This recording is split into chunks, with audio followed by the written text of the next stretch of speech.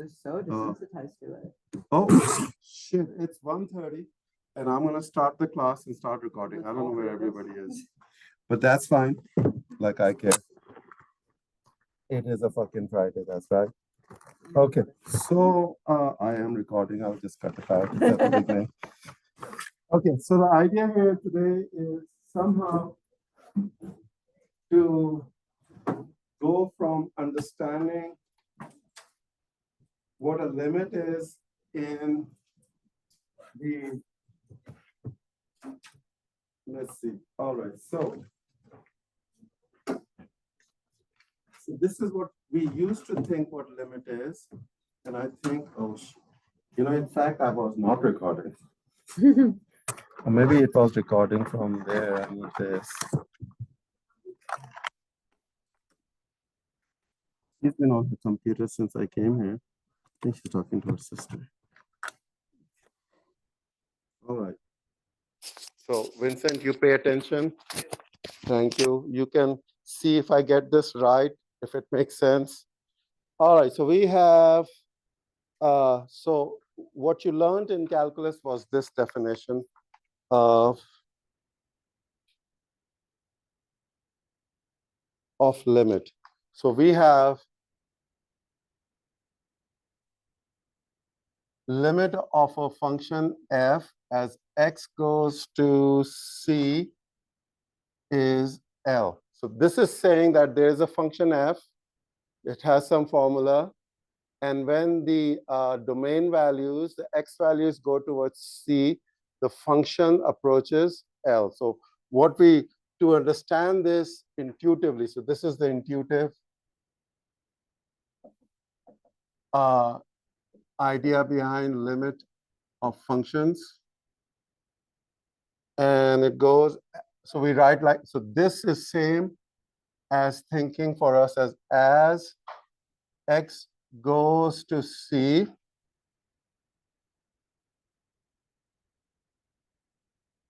I can draw these pictures here, and then this is c. I close the door. Okay, so if as x goes towards c, as the values of the domain as x's move towards c, the function values approach L. So as x goes to c, f of x values go towards this point here, L. So in other words, the f of x values go towards L. So the idea here is, as in actually, I should take this out and write as x approaches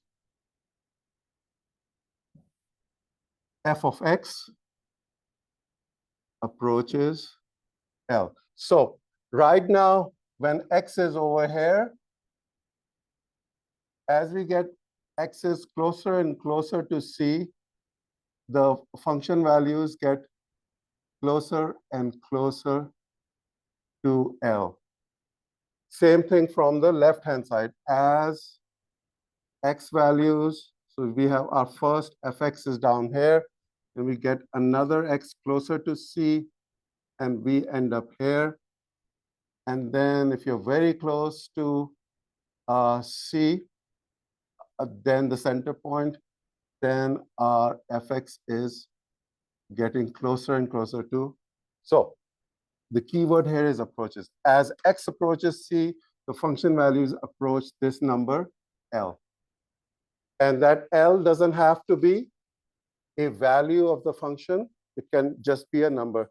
Okay, so because c could be not defined on for this function. Okay, so what does it mean for a function to be defined on the domain that every x gets mapped to a value fx? Every x gets a value fx.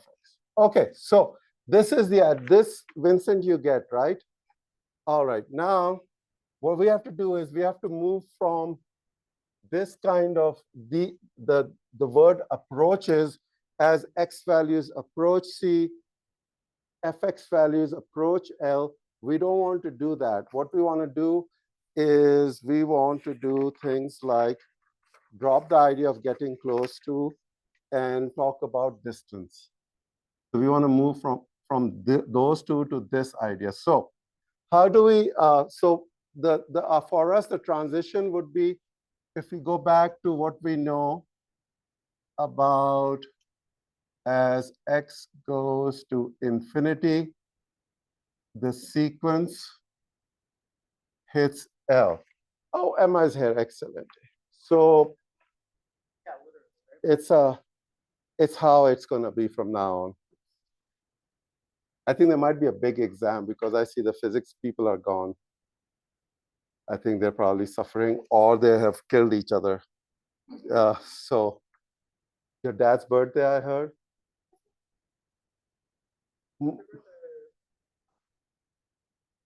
Jonathan, that's his name? Jonathan. That is hilarious. Okay, all right. So where we have a sequence, when does a sequence get a limit? When the sequence terms after one certain term in the sequence start to fall within.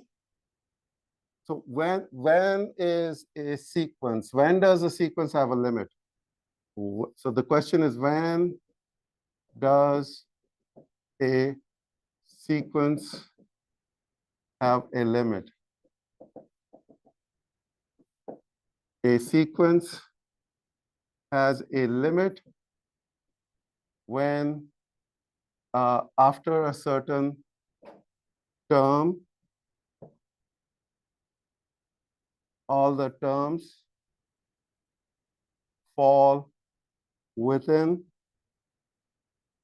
epsilon distance of the limit L. In other words, after this special term here, all the terms fall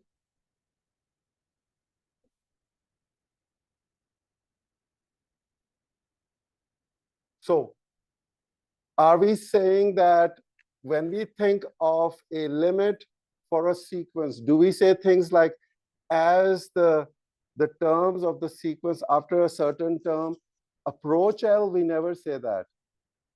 We say for a sequence, as long as all the terms fall within epsilon distance of the limit L,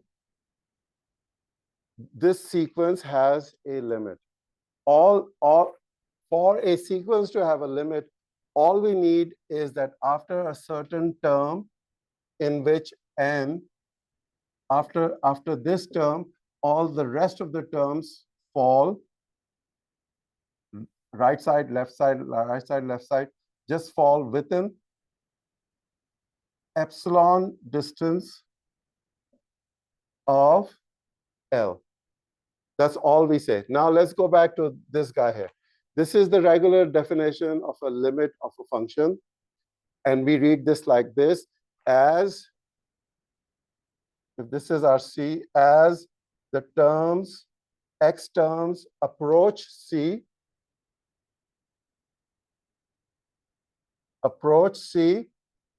the functional terms approach L. What we want to do is we don't want to think about it like that. So in the rigorous definition, what we want to say is this.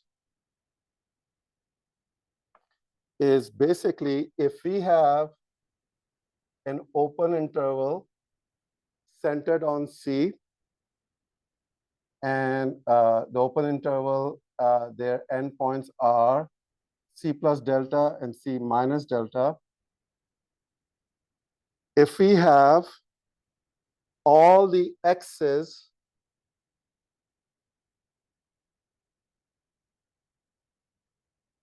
if we have a bunch of x's that are in this open interval centered around C, then this function here has a limit if these x values do what? Generate those fx values, and they all fall within this distance of L, epsilon distance. So in other words, if we have, so rather than think about x's approaching C, and then these values that x's generate as the functional values approaching L, we don't think like that. We go, if we have these x's near C, all these x's that are within epsilon distance, they will be mapped into functional values that will be epsilon distance of L. So all the functional values will fall here. As long as we have x's near C, and then the functional values that they get mapped to are within epsilon distance of the of L, then this function has a limit and it's called L. So do you guys see the difference? We're not saying, we move away from idea of approaches to we start thinking in terms of, so this becomes what? All our x's are within epsilon or delta distance and not equal to 0. So x and C are never the same. So if we have a situation where all the x's are within epsilon distance of C in the domain, then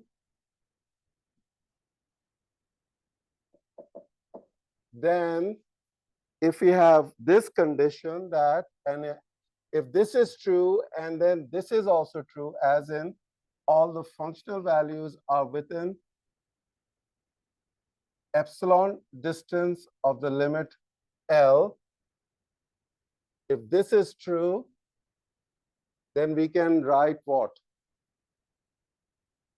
We can state it like that. So fx approaches L becomes this. Fx value approaching L, they're actually not approaching L, they just fall before and after L. X approaching C becomes just the x values that we are considering that are near the center point C, or those x values that are within delta of C. All right? Okay.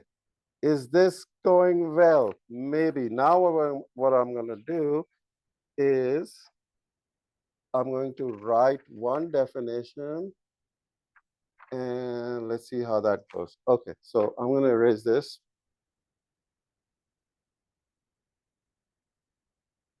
So in other words, this definition is based on x's being near C, so that f of x's are near L.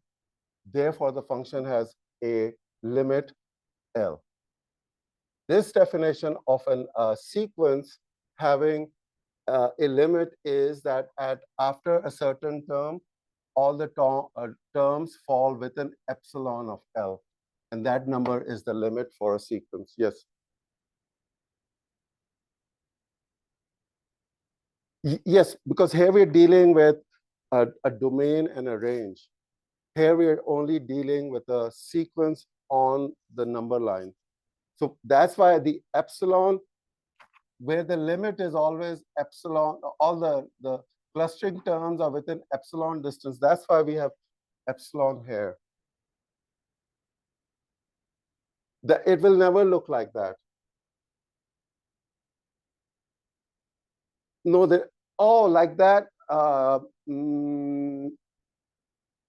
So what you're asking for is what I did a long time ago, where you put, let's say we have something like that, and then here is L.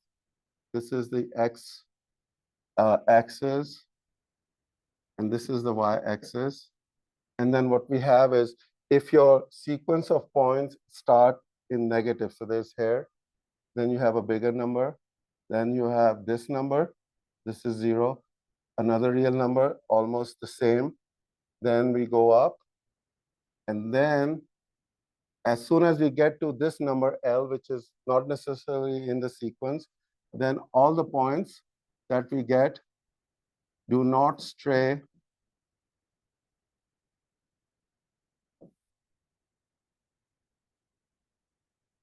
this would be epsilon distance.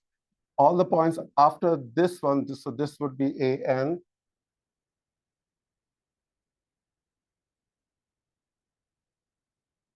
After this, all the ANs are within epsilon value of,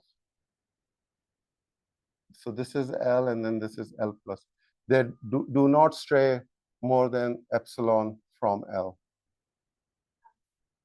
So, but this is one way to think about how after this point, they'll always be like this. They can go on forever. Just like these guys are going on forever.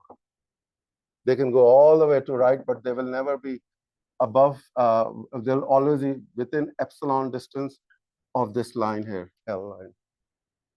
But a sequence is, but when we plot it on the real number line and we think about the limit, we're actually doing this, but like that, so in 1D. And here the problem is, so here the function, a sequence is a function, so is f of x is a function. F is a function, an is a function. It takes a natural number and spits out a real number. Here it takes a real number and spits out a natural number, except that the function values can be plotted.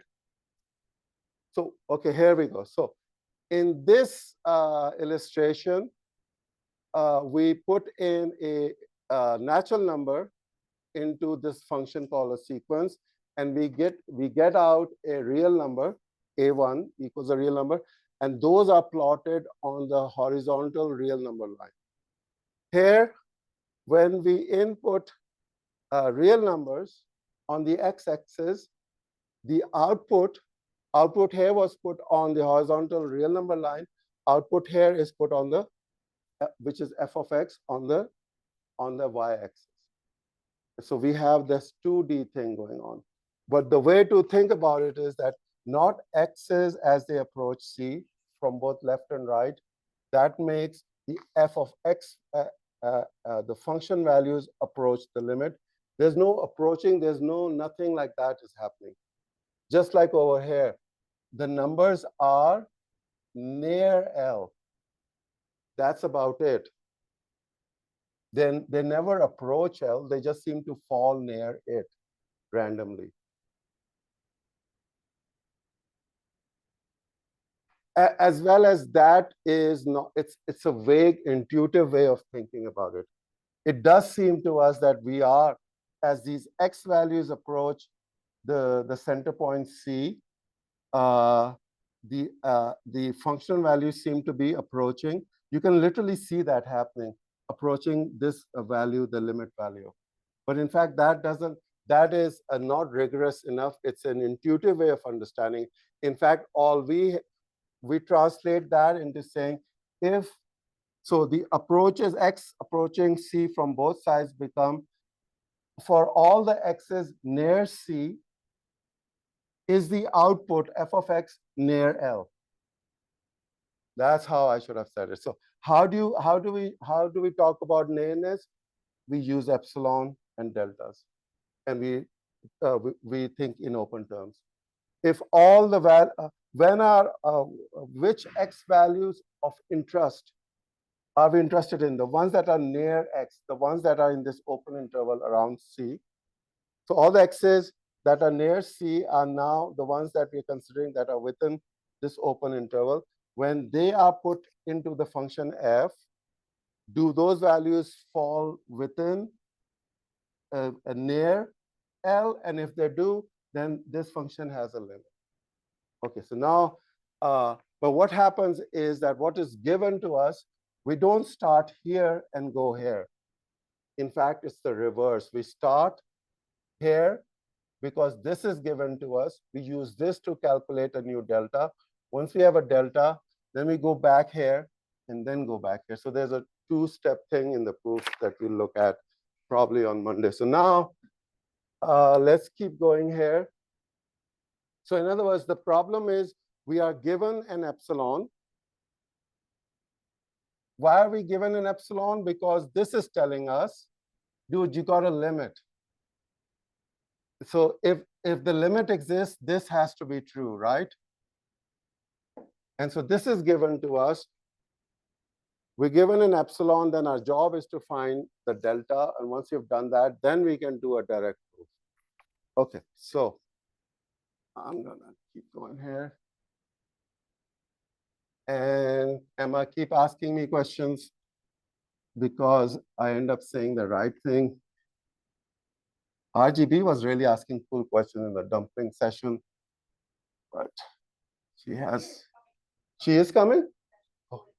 Oh, okay, cool. Well, if she gets in here in time, better ask me some questions. That will be very super cool. She's got good questions. Okay, so let's do, so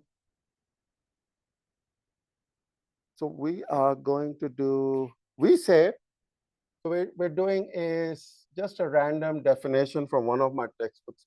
We say that, so what do we say? We say that this function here, f of x, has a limit as x goes to c, has a limit L when x goes to the center point C. All right, so what we are saying is that this is true. This is true if we say that a function has a limit L if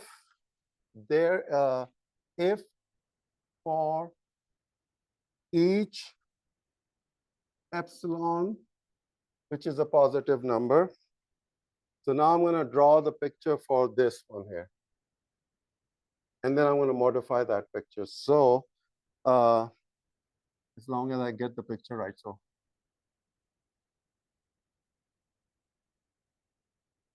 So we've got L here, we got fx here, and we got epsilon. So should I do something to the x-axis or the y-axis with the information? We have an epsilon. Epsilon always comes with the y-axis with the limit of a function. Epsilon also comes for the limit of a sequence. So we're going to have epsilon. So what we have is we have an L. So this is our function. So I'm going to draw up the function. So we have a function f. So here's our function f. We are, and this is what's given to us. We're told it has a limit right here. This is the limit of the function at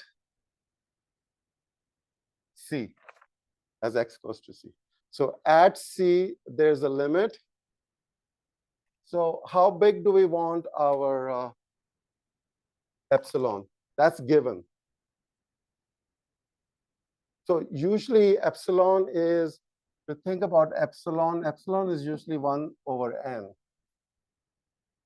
If you put 1 here, epsilon is 1. If I put 2, epsilon is half.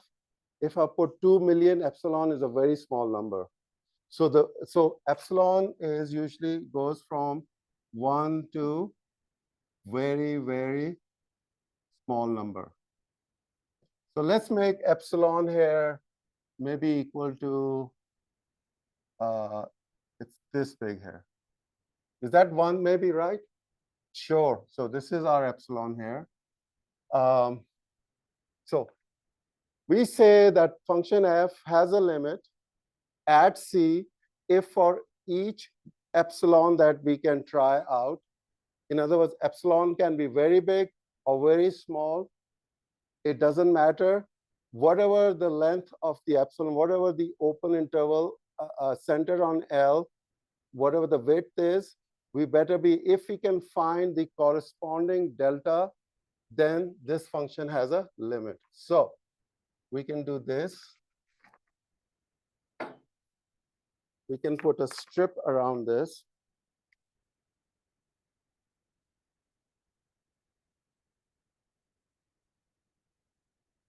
So now what this is telling you is that we need to find a delta, the distance delta from C, where all the x's, when they map into fx values that fall within epsilon value of L. So what will work? I'm going with, let's go with a very giant delta here. So I'm going to put delta here.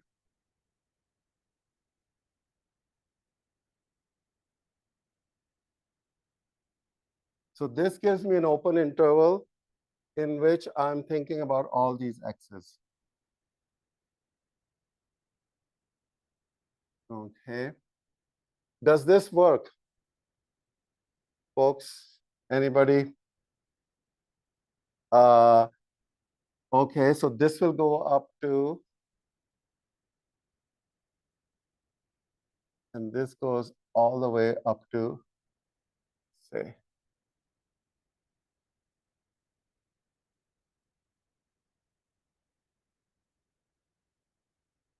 so the idea is, here is our, we have an open interval around L. Now we need to find an open interval around L based on the delta values so that each of these x's fall within this open interval around L. Ryan, what do you think? Is there something wrong here? Let's try this one. What about this x? Let's call this x1.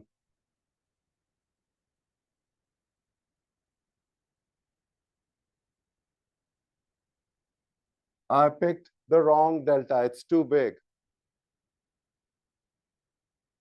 This one here, let's try this guy, this x2 here. This goes here. This fx does not, f of x2 does not fall within this open interval here. So we need to find a what? A smaller or a bigger delta? You phone people. Very good. So let's bring in our open interval to maybe right here where this graph of the function cuts this a horizontal line, this strip here. So let's do this right here. Now this is our new. And for this one too, because this went all the way up here, let's draw this down here. Now, will every x value generate an fx value that falls in here? Yes? So not this one. I'm going to try this one goes here, falls right here. This one goes here and falls right here. Yes?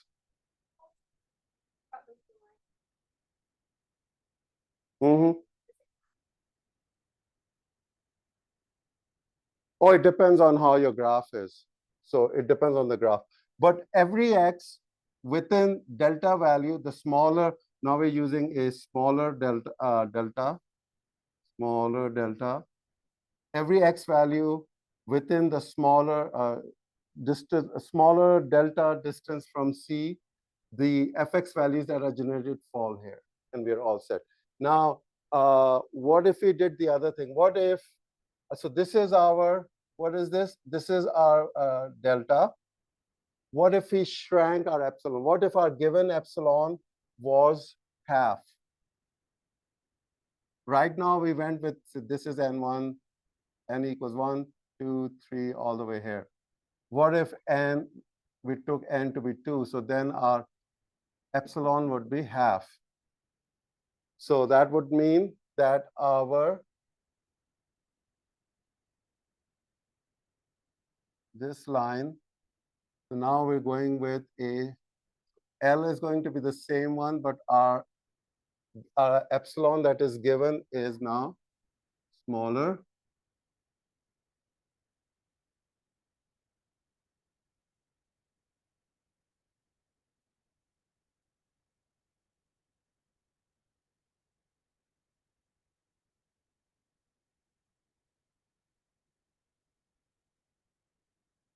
Okay.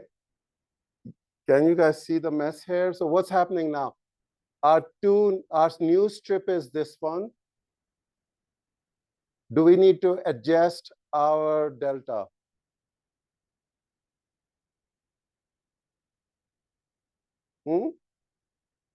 Our delta right now is this bit. So given this epsilon, will this delta work that worked for the last one? Previously, our epsilon was this wide, and so we made this the right side. We figured out the right side for delta. But now we've changed our, now we're trying out another epsilon value, a smaller one, so the open interval shrank. And now, if you look at this, the graph between these two horizontal lines is this part.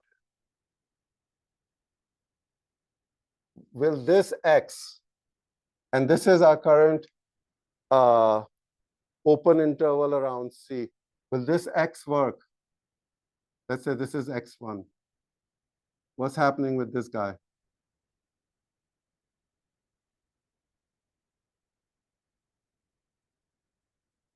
Is he? He's following right here. No, which means this is too big. So we have to adjust them. So this one is given. No, it can be anything. Depends on how your graph, if your graph is like that, then just even a small change in epsilon is going to cause you to make this quite big. Depends on the shape of the, but what it is, what we're saying is that the this is given, the value of the delta depends on what's given to us. If we change the epsilon value, when we start thinking of f of x is much nearer, with nearer as in an epsilon that is smaller, then this has to be adjusted. In this case, if you make epsilon smaller, then you just have to work it out. All right. So the main thing is you need to choose a delta that in which all the x's, their function values fall within the new. And so what do? We have to make sure it's this one. This will be our new one right here. This is a mess. And then this. So we had to. So in this case, the way this graph is, when we took our given epsilon to be smaller, the delta we found was smaller. There's literally that kind of relationship between these two things. And it again depends on the graph. Let's try this one here. So we have a graph that goes like this. And this is where C is. And if I make, this is our L. Yeah, I'm string figuring, and then let's make this.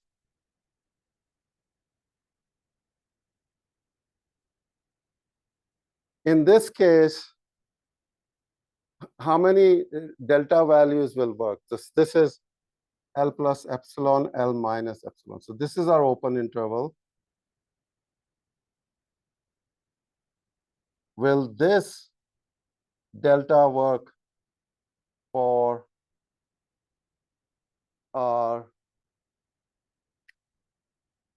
and the reason for that is every x value will map to an fx value that falls within this. So this is right here.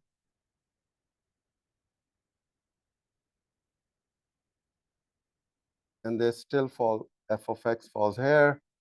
This guy falls here. They're just very close to it. You can make this delta bigger and it will still work.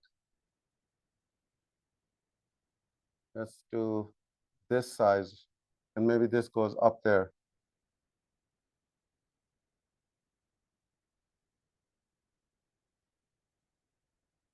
Now, even this x works because it's still within this. It just depends on the main thing to remember is this is given. And okay, what if I made this even bigger? Will it work? What if our delta was bigger than our current one? I'm going to make our delta this big. Right here, because this x is not going to be within the open interval. So that's how we think about things approaching either other. We translate that idea into nearness idea. That is within all the x's that within delta value should map to function values that are within epsilon value of the. Okay, and that's all it is. And then you don't have to think about vague terms, approaches, getting close. What does it mean to be this close? No, as long as it is within. And so it's very similar to the definition of a limit of a sequence. Are the terms clustering around the limit, not approaching? Are they just falling on the right-hand side and left-hand side of the limit? Yes, then the sequence is A has a limit, does converge. Okay. It's called intuitive and vague. So it's not rigorous. It's not rigorous enough, not exact enough for mathematicians. Actually, your Calc 1 and 2 is done mostly with that definition. So in your Calc 1, this one, right? Yeah, what you don't hear. So actually, let me continue with this. So in fact, yeah, you've just heard the approaches, right? Mostly. And so this is where we are in higher mathematics, which is still undergrad. So at Fairview, the teacher made them do epsilon delta proofs and the definition without really, she was having a pretty hard time, just like I'm having a hard time with this. So let's do this again.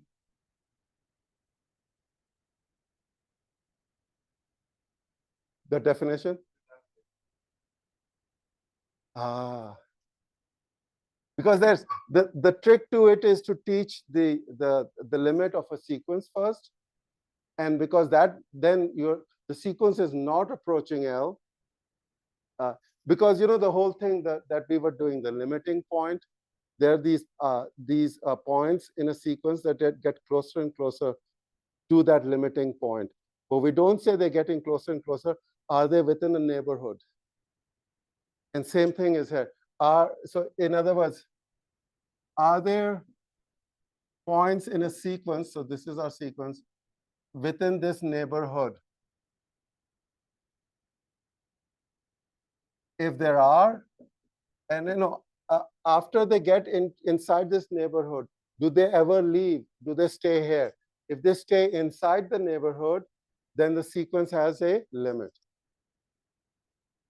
So the key thing is once you enter this neighborhood, it's called the epsilon neighborhood.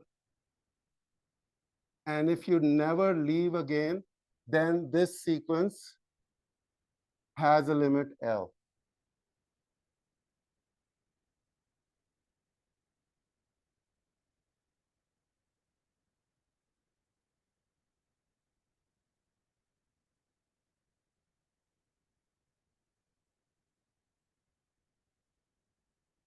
Oh, you're talking about if the terms are Cauchy sequence. You're talking about.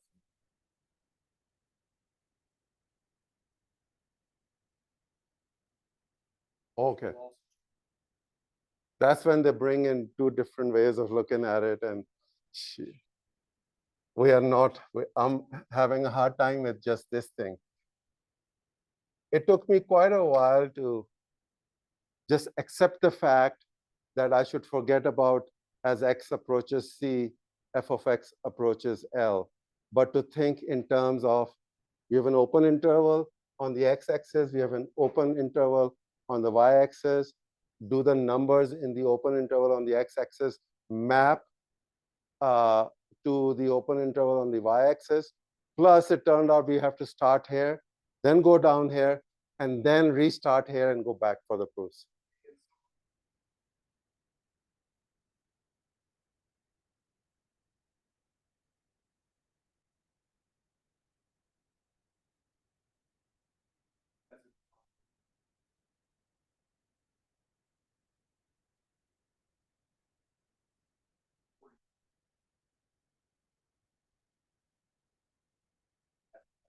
I think I've seen that, and I got confused with that theorem. Yes. Okay. So just to end the class, since it is a Faraday, we're going to end it because the pain and suffering must end. So I'm going to go to Bartle and Sherbert definition and see what they do. So this is the official definition that we will be using. And then next time the quiz, don't worry about it, but the quiz will Jonathan. Jonathan, the quiz will be, I'll do a better job, as in figure out what I want the kids to say, put it there, make it more, because Chris was angry. He's like, clarity, man. I'm like, it's my first real quiz I've written. I know, it was a very sweet moment. I'll give you a copy. You will see it's not very readable. I'll give you a copy too. Quiz number 2. But we'll have a quiz maybe next Friday. So there will be more people on Friday in this class. Okay, so of course we'll have this, let A be a subset of the real numbers R, and let C be a cluster point. So this is their vocabulary. Another thing, what's another name for cluster point, Ryan? Limiting point.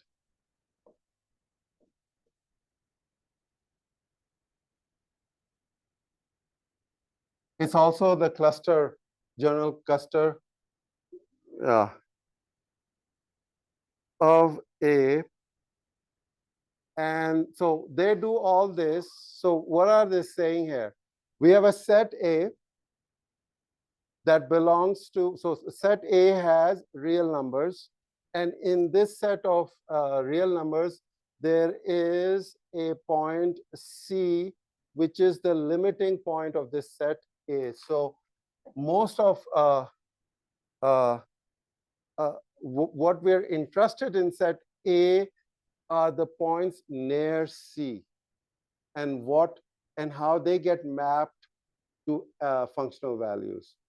Okay, and the mapping goes according to this. So we have, and this whole definition is for a function, and here is the mapping where function f maps the values in A into the real numbers. And this is really, really stupid, because what's happening is that, have we run out of time? Yeah. Damn. Well, then I'm happy we've run out of time. Thank you. But you did get the whole transition thing, right? That's it. Yeah, okay, good. And then what we'll do is we'll do some proofs tomorrow, next time. And I'll write up this. I don't like this part of the definition at all. All right. It's kind of like a half-assed definition. So, but Actually, let me just write this down quickly. So if you have for each epsilon, there exists what should I write here, Vincent? For each epsilon, I'm trying to write the definition of a functional limit in epsilon delta notation. So I'm going to write this, expand what this says using epsilon and delta. For each given epsilon, there exists a delta which is also positive, such that all the values of x, all x's that are near C that are within delta distance of C, where x and C are not equal to 0. So you do that. Such that if this is the case, then all the function values, all the x's that map into these function values of fx are within the given epsilon value, positive value epsilon of the limit L. So this thing here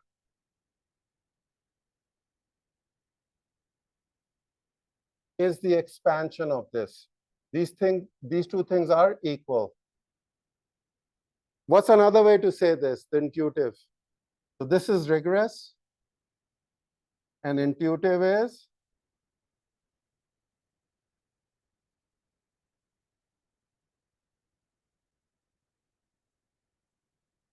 yep.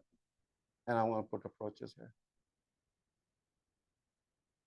But here, all we're saying is if all the numbers near C generate function values which are also near within epsilon distance of L, then this function limit is L. Okay.